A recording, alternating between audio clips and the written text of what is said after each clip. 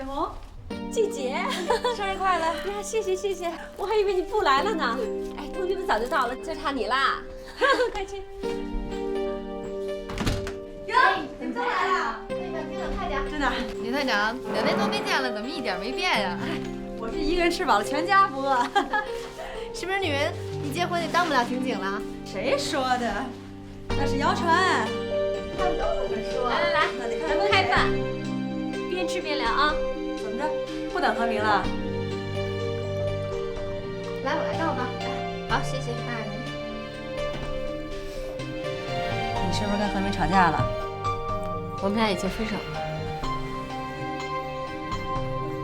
何明不当记者了？什么记者呀？收个红包，编点花边新闻，碰碰那些刚出道的小明星们。哎，那你不就是狗仔队吗？我已经不小了，不能再等了。我等了他整整6年，可他呢，一点没有起色。来，干杯！生日快乐！来，生日快乐！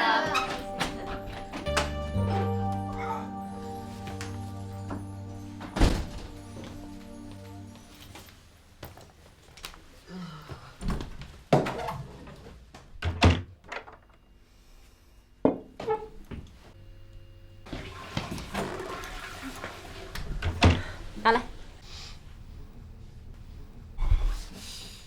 哎，什么呀？装什么傻呀？钥匙。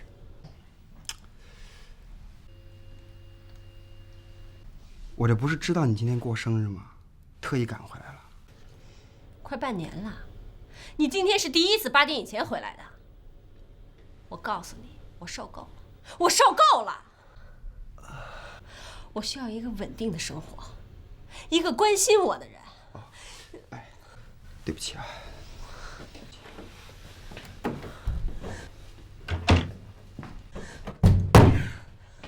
沈红，男人嘛，你给他留点面子。可谁想过我的感受啊？这房子我还是租的呢。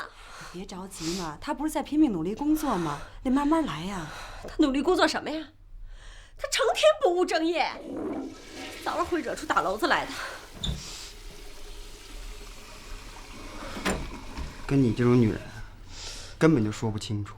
你等着吧，我会证明给你看。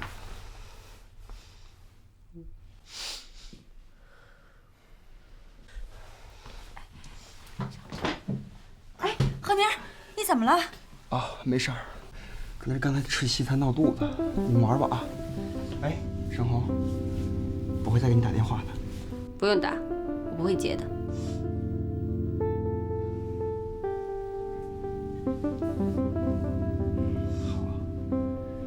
不打就不打，你以为你是谁呀？谁稀罕吗？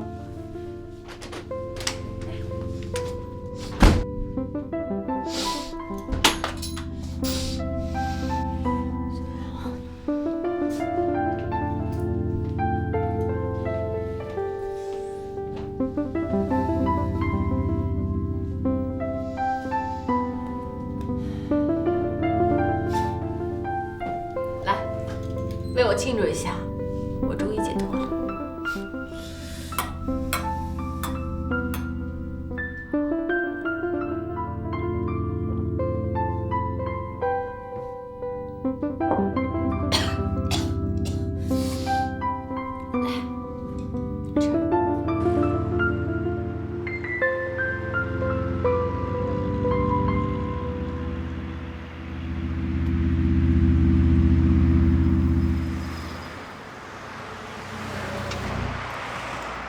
没办法，明宇饭店卡拉 OK 厅爆炸起火，老郑让我来接你，把你们同学会给缴了吧。玩得高兴不？现在当个好男人可真够累的。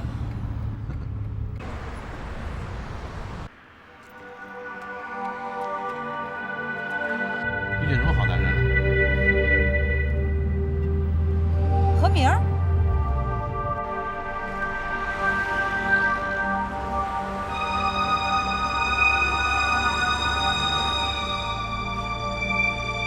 就这个，还好男人呢，整个一醉鬼。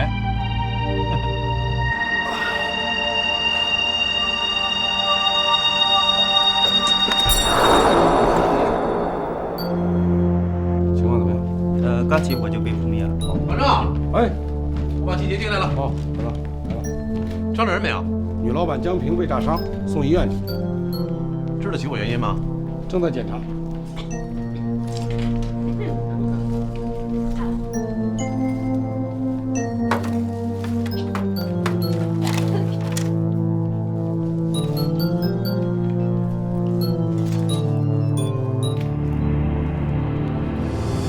这什么东西？好像是 BB 机的液晶显示屏吧？江平，说一下经过吧。听保安说，卡拉 OK 的天花板上直冒烟儿。我蹬了梯子想上去看看，也不知道碰到哪儿就炸了。你为什么不报警啊？没想到真的炸了。没想到。 3天前有个男的给我打电话，说是不给钱就遥控纵火。恐吓电话呀？他们要多少钱呢？为什么跟你要钱呢？他好像说他掌握了我什么隐私，要我把10万块钱搁在卡拉 OK 厅的沙发底下。这是勒索呀！你怎么不报警啊？自打饭店开张半年以来，不停的有莫名其妙的电话打来，这个跟你要赞助费，那个跟你收保险费。这种电话听多了，谁也没在意。再说，那电话里的声音挺土的，我根本就不相信他能遥控纵火。你觉得你有什么隐私值得你掏10万块钱？我这个人做事历来光明正大，打电话的人肯定是穷疯了。江平，你再好好想想，希望为我们破案多提供点线索，啊。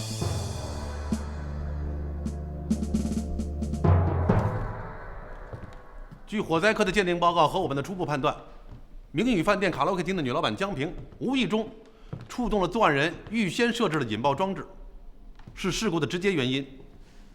本市接连发生的3起遥控纵火案，在现场都发现了这种老式 BB 机的残骸。我看看。看来这是一系列的预谋纵火勒索案，犯罪分子呢都是同一伙人，用的都是 BB 机遥控引爆的。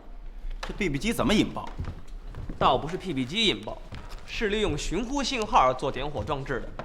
平时这2根线搭不上，但是只要寻呼台一发出预先设定的寻呼信号，2根线搭上了，就会触动连在一起的点火装置，然后起火燃烧。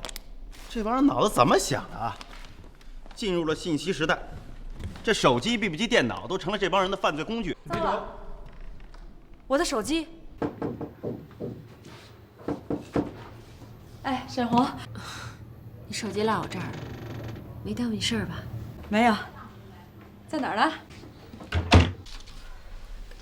你们昨天几点散的？你一走就全散了。哎，我昨天在大街上看见何明了，他已经死了。什么？他同事刚刚打电话跟我说，昨天晚上在医院凌晨3点钟去世了。这怎么可能呢？医院说是病毒性菌痢，他病倒在街上，被送到医院的时候是晚上9点半，不到6个小时他就……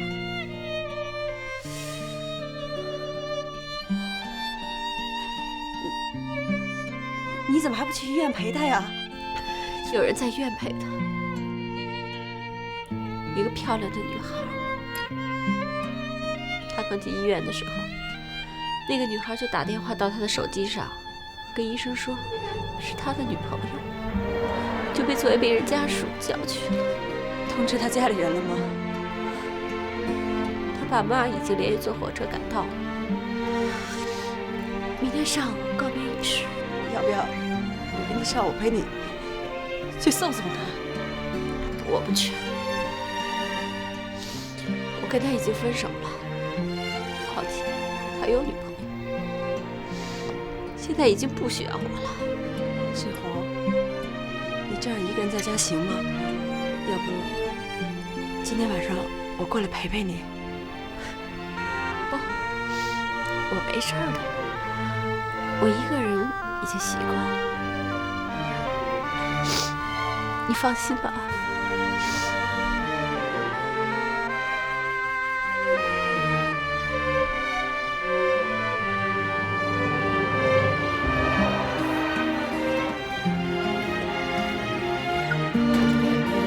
有事给我打电话。没事儿了，其实我想起那女的，我想难过也难过不起来，这你应该知道。我特别理解你现在的心情，可有时候就怕你想忘了她，自己却做不到。我先走了，啊。你的报纸，这还有一张照片。沈红，何明寄给你的。小红，对不起，这么多年让你跟我受委屈了。我拼命工作，忽略了你的感情。可我想成为一名真正的记者，让你为我感到骄傲。你不让我给你打电话，我就寄明信片给你。到了这周末，咱们一起吃饭，我会给你一个惊喜。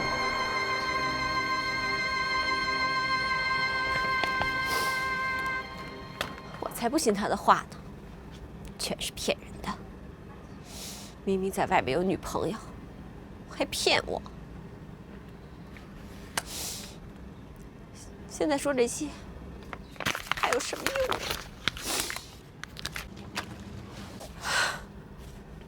对不起。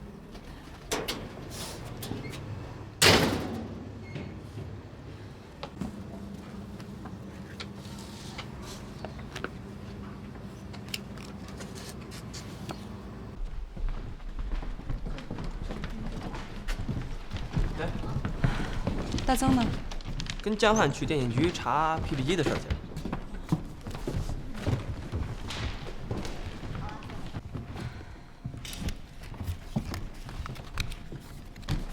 哟，季姐，终于收到情书了。这是我同学刚刚收到她死去的男朋友寄来的情书。什么？我没听明白。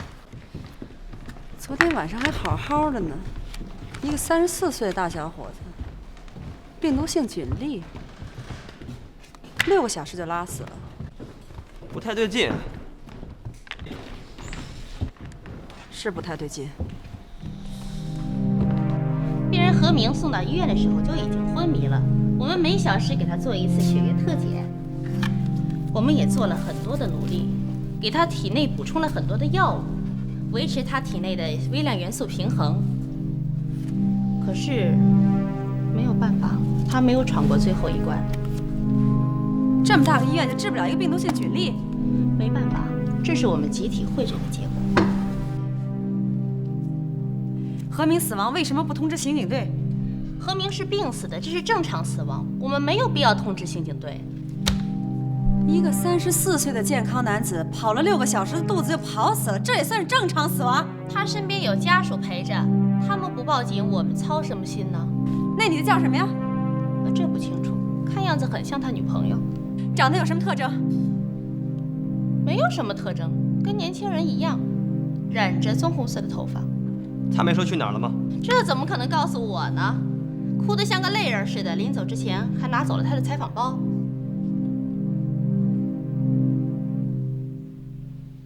我们从当晚9点钟发出的13万份寻呼资料中筛选出2个人来，张高、李才。我们又查遍了全市所有的户籍，发现他们所登记的名字和住址全都是假的。现在 BB 机的开户手续不完善，请报庄员代填表格，胡诌几个身份证号码，所以啊，连笔记都没留下来。这帮兔崽子！哎，听说你那个朋友叫何明的出事了？谁嘴这么快？那张明信片呢？医院已经做出诊断，病毒性菌粒。哎，这是张照片啊！何明是记者，昨天晚上咱们看到他的时候，他大概正在记这个东西，是在和我同学吵架之后。啊？昨晚上你们还见过他？不， 9点的时候，在我同学家附近，人还是好好的呢。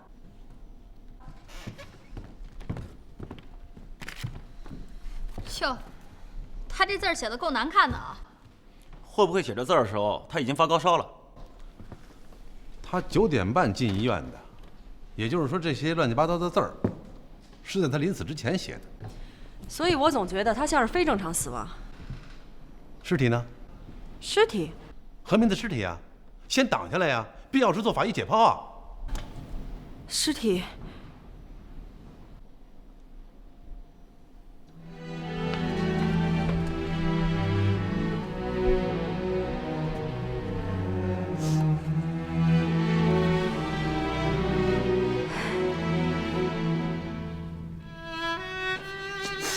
天还摸着，它还是热的。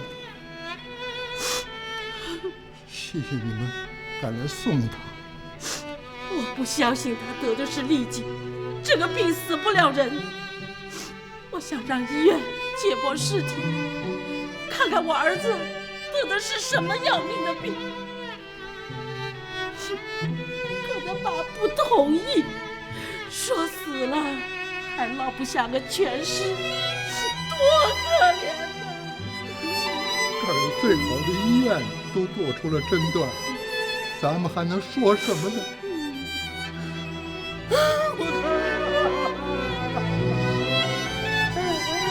没有想到死在了这里。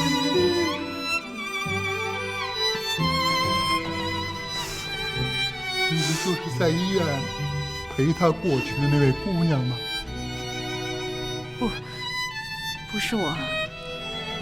你要是见到那位姑娘，代我们向她说一声谢谢啊！怎么？那女的没来参加何明的告别仪式吗？没有啊。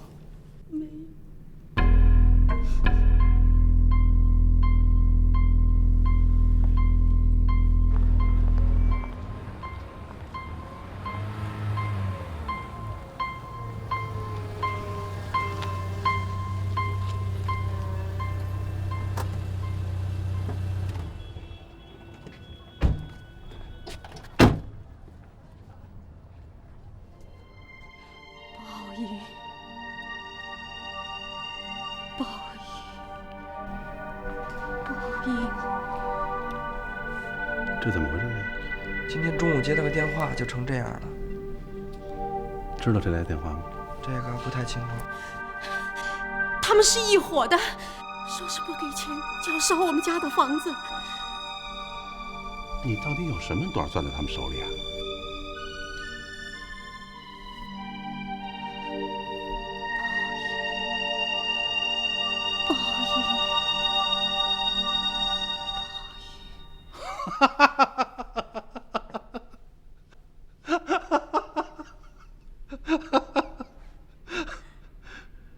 报应吧，这回知道报应的厉害了吧？是不是？真的是报应。怎么？您知道那件事儿了？我知道管什么用啊？你不说我们没辙呀。你就不怕他们把你的新房子万一给烧了？不，我说，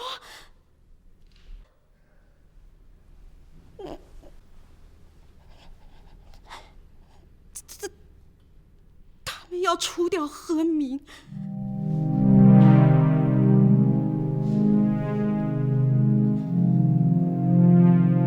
我们已经对江明的家实行了监控，本来以为从他那儿能得到一些线索，可他却跟我们说呀，案发前3天，看见一男一女密谋请何明吃晚饭，而且还说要除掉何明。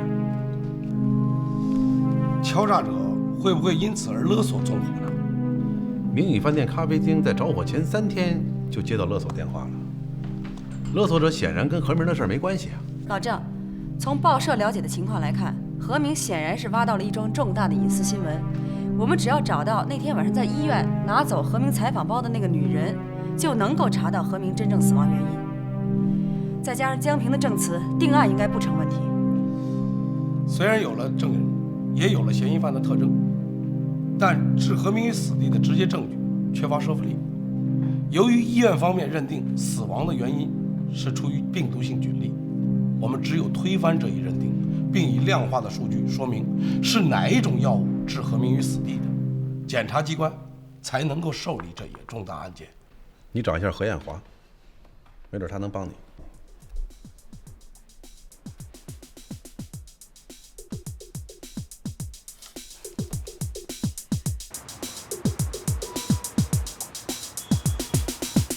这已经不太可能了，尸体已经火化变成骨灰，是不可能做有毒物质测试的。如果能找到他当时吃的东西或者他的体液的话，就有可能做测试吗？你认为能找得到吗？我认为找不着。哎，你是专家呀，所以我才来找你。你到底想证明什么？就算检验出是中毒，你又打算怎么办呢？如果何明是被人谋杀的，那最后在他身边那个女的很有可能就是杀人凶手。就是说，何明并没有因为那个女人而背叛你的朋友沈红，是吗？我真受不了你，在男人的问题上你还这么笨。我告诉你，就算知道是中毒身亡，也并不一定就是被人谋害的，也有可能是自杀呢。自杀不可能。他在临死之前还说给沈红一个惊喜，你认为这样的人会自杀吗？你还相信男人的承诺？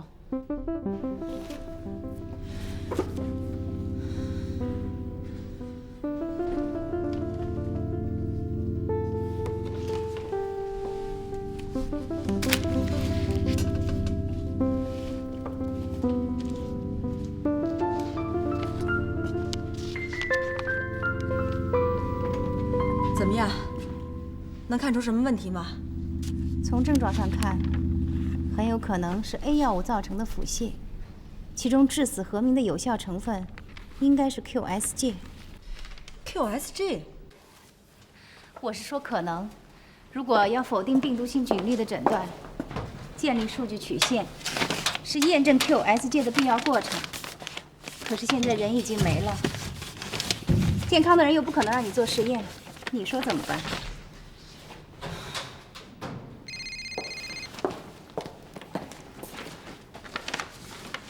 喂，哎，我是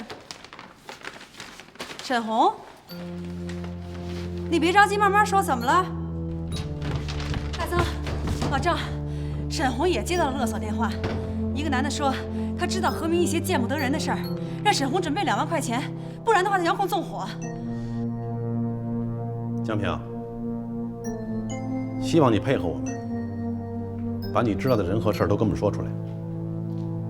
如果你拒绝向我们提供线索，还会有很多人像你一样，会遭到报复。你现在滋味很难受是吧？你不愿意别人也像你一样吧？咱们都是人，凡事人心比人心。我们在你的别墅周围已经布控了警力，一旦犯罪嫌疑人露面，我们马上会抓他们。可是我们管得了你一时，管不了你一世啊！如果他们不露面，将来可保不齐他们会对你再进行报复。实话跟你说吧，何明已经死了。何明是怎么死的，你心里比我们清楚。你知道的事儿，也不比何明知道的少。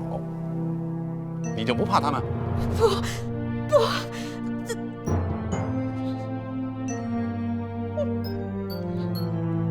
我说，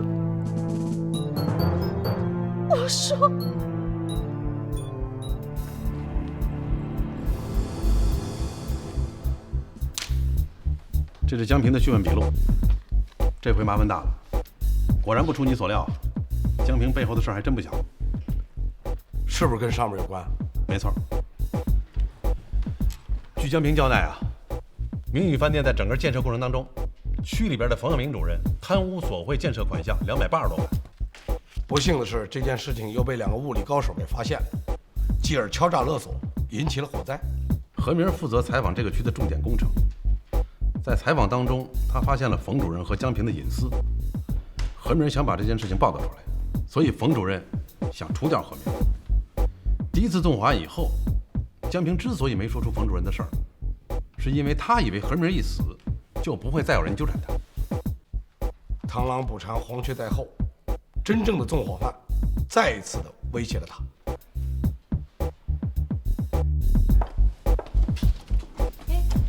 真倒霉，又碰上你了。我不管，反正我是赖上你了，你是管也得管，不管也得管。喏，我这有一封公安部研究所给我的回复函。哟，你也有向人求助的时候。他们跟我的想法大体相同。A 药品的化学结构为复合性，其中 QS 界没有单独药理实验记录，常规给药，未见举例症状。咱们能不能自己进行单独的 QSG 药理实验？拿谁试？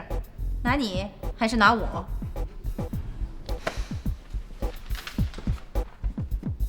哎，你们不是有动物试验吗？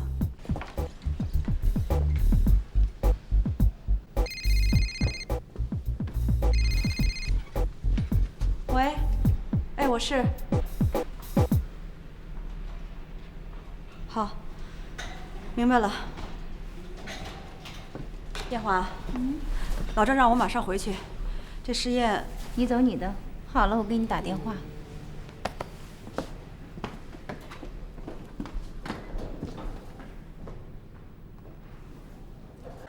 什么？停止调查？事情不像你想象的那么简单，这起投毒谋杀案背后很可能会引起一连串的背景问题。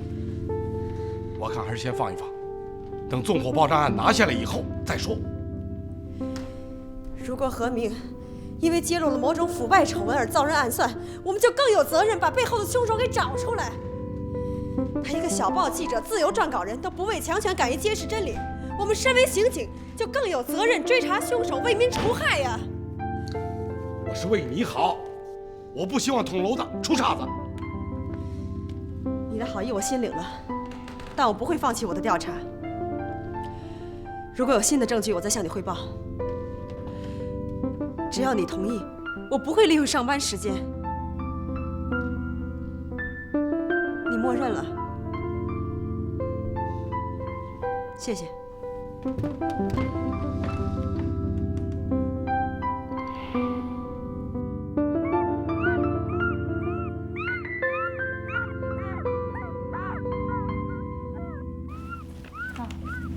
我分不同档次对小白鼠、猪、狗、猴子等动物服用了适当剂量的 A 药，用对比的方法观察它们的代谢反应，形成代谢曲线，再从中选出最接近何明的症状的动物，还是以灵长目动物猴子反应最为接近。那这说明什么问题呢？实验的结果证明 ，QS 界应该是毒死何明的元凶，可是什么？可是遗体已经被火化了，所以无法证明。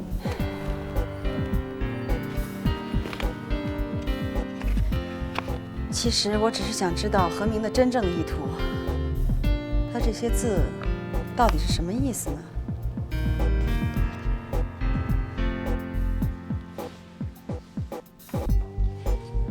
也不是完全不可能，何明还是留下了最后的线索。快说是什么？喏，最后的一张明信片。我不是说过了吗？现在还不知道这上面写的是什么意思。光看字是不可能的，如果有死者生前的体液样本，我们就可以开始调查。你是说体液吗？嗯。邮票？你是说是用口水沾上去的？对。那天何明离开沈红家的时候是晚上8点钟左右，而我和大曾在邮筒前见到他的时候是9点钟。那这封信说明是他在和沈红吵架之后写的，贴好邮票扔进邮筒，而这段时间很有可能他没地方找到胶水，而是用嘴沾的邮票。我明白了，唾液。对，快点来，给我当下手，我们马上进行邮票唾液检验。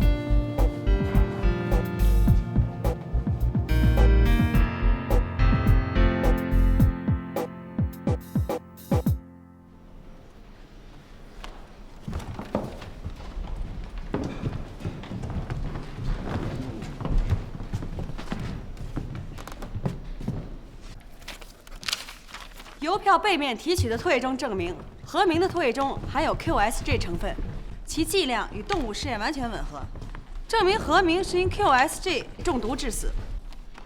这 QSG 究竟是什么东西啊？说白了，它就是 A 药的一种主要成分，吃多了跑肚就生能把人给拉死。病人吃下去以后，肚子胀热、疼痛、腹泻，症状就跟病毒性菌痢完全一样。那你们做的这些试验都有记录没有？这你放心，我们会请著名的传染病学专家组织研讨，形成文字意见交给你们。哎，季姐，你找到最后出院在医院那个女人了吗？还没有。那从她吃了 QSG 的时间来追溯，是不是能找到线索呢？还别说，白灵有时候冷不丁的想出一个主意来，还挺对路。那咱们就从何明开始中毒的时间来推算一下。根据医院的记录，何明是在那天凌晨3点去世的。被行人发现倒在路边的时间是9点10分，送到医院的时间是9点半。我们看见他倒在邮筒前的时间是9点钟。那他到你朋友家里去是几点钟？是那天晚上8点。他离开编辑部的时间是下午5点。何明在9点钟发信的时候已经有中毒的症状了。哎，那他8点钟回家的时候没有什么异常情况吗？当时看着挺好的，还跟我同学沈红吵了一架。你再好好想想。啊，他那天一回家就去了2次洗手间。这就对了，这就是中毒的症状。那就是说，从那天下午5点他离开编辑部到8点回到家这期间，他吃到了含有 QSG 成分的东西。那谁知道这家伙到底吃了什么呢？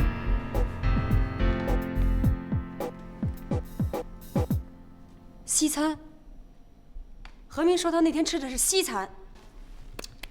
不错，挺好，很精彩。而且我还知道他们是在明宇饭店西餐厅吃的东西。哎，老郑，你怎么知道的？这么重要的情况，你怎么不告诉我们啊？你们自己把它分析出来，不是挺好的吗？哎，你这拿我找乐是不是？反正你跟我走一趟。我说过了，我只是听到一男一女打电话约何明出去吃饭。那女的长得什么样？我没看见。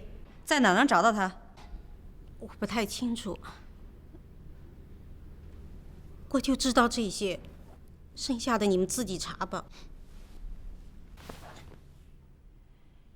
何明已经死了，你明知道他们要害死何明，既不报警也不制止，你已经涉嫌了参与谋杀。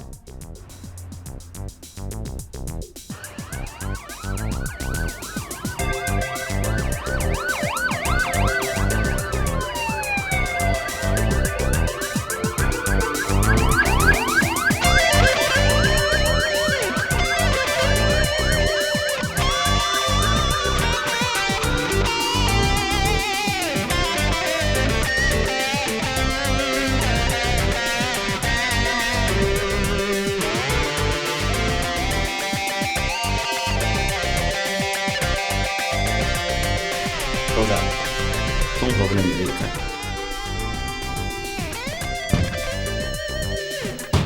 对不起，打扰你们的雅兴了。怎么回事？怎么不全部就这样进来了？警察看见没有？坐下。喝红酒呢？要不要往里边加点 QSG 啊？你显然已经知道你涉嫌了什么。走，跟我们走一趟。同学，快跑！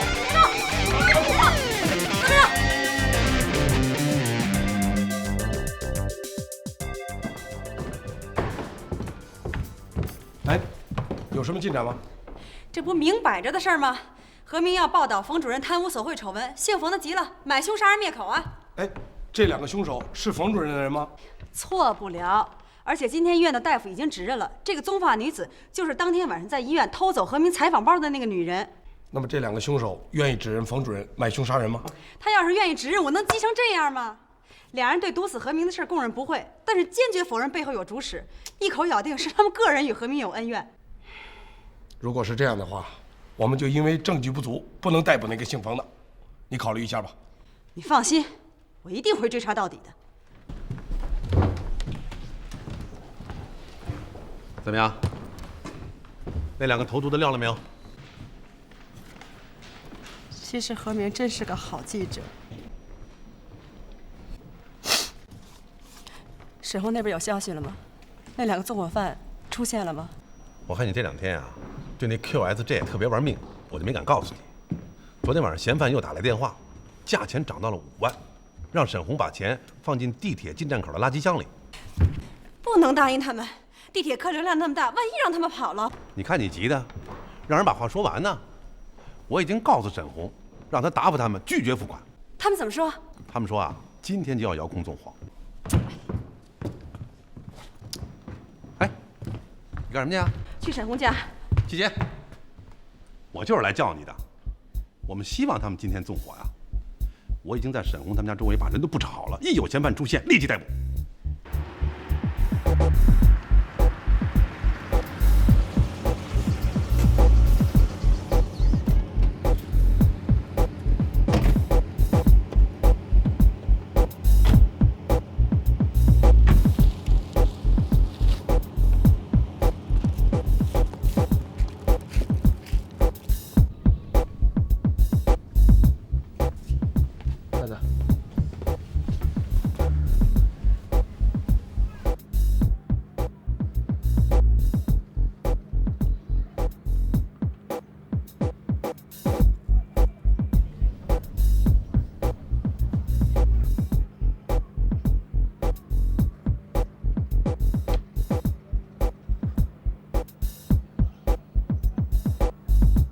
江汉还真像个修鞋的。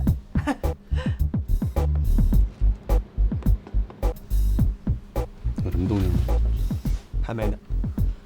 从早上到现在，出入这个楼的都是他们这儿的住户，没有什么可疑人物。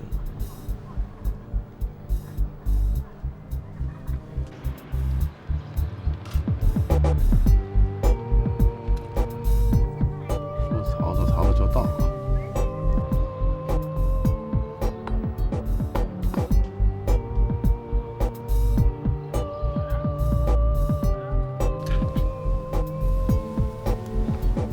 要做注意啊，目标出现，听我的命令。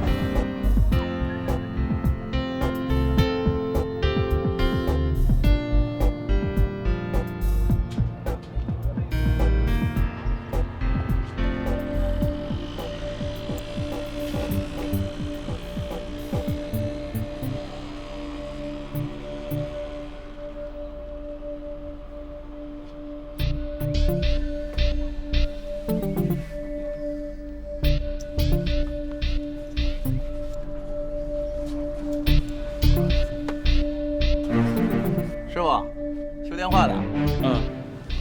我们家住对面，电话也坏了，你给看看去。好吧。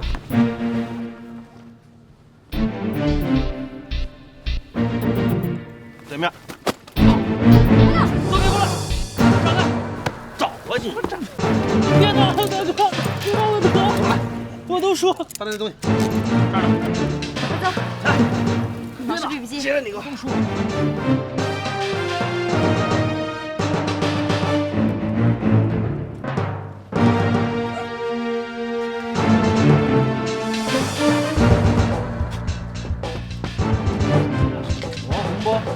下班这么快就回来了？下班了。哎，胖子，靠着。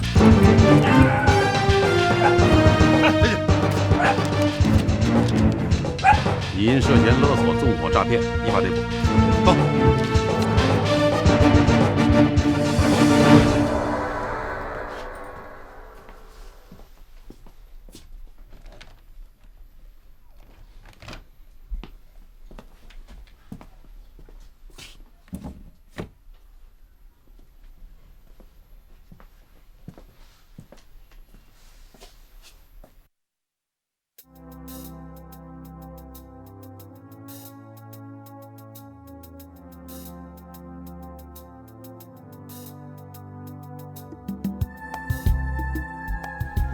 跟我们说一下你的真实姓名吧。梁洪波，张高、李才，他们的真实姓名是梁洪波、薛宁。两个人从小学到大学都是同班同学，都是物理专业的高材生。他们不甘心毕业以后当老师，在一起搞一些物理发明。快速致富的欲望使他们利用他们发明的一些器材，开始偷拍社会名人隐私，并借此敲诈钱财。许多名人不敢报案，但也有拒绝付款者，他们就用 BB 机遥控，引发火灾。这其中，冯主任和江平的暧昧关系，以及何明被投毒的整个过程，都被他们拍下来了。他们借此分别打电话敲诈江平和沈红。老郑，能不能让我看一下他们拍的东西？可以，我可以替你向上级请示。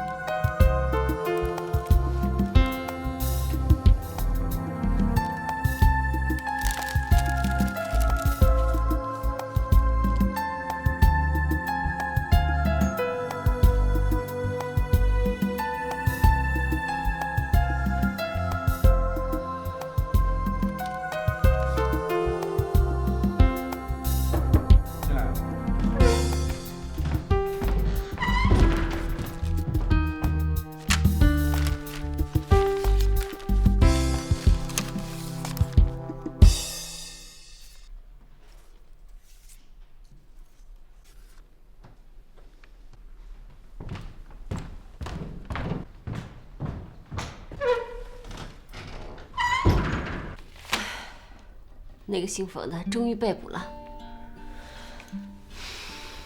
何明是个好记者，他是以身殉职的。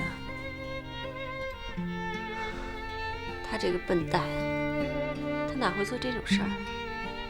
还不是让人家给害死了？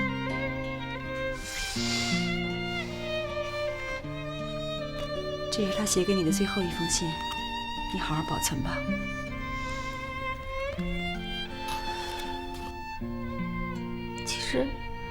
其实我并不在乎他做什么工作，我只是希望他给我一个承诺而已。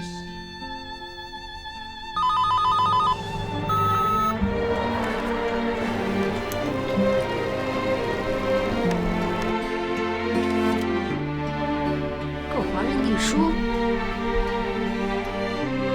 我知道了，沈红。何明在明信片最后写道：“我会给你一个惊喜。”我们绞尽脑汁猜这是到底什么惊喜，就是这房子啊！房子，对，他一定用毕生的积蓄买下这栋房子，想给你一个安全的承诺。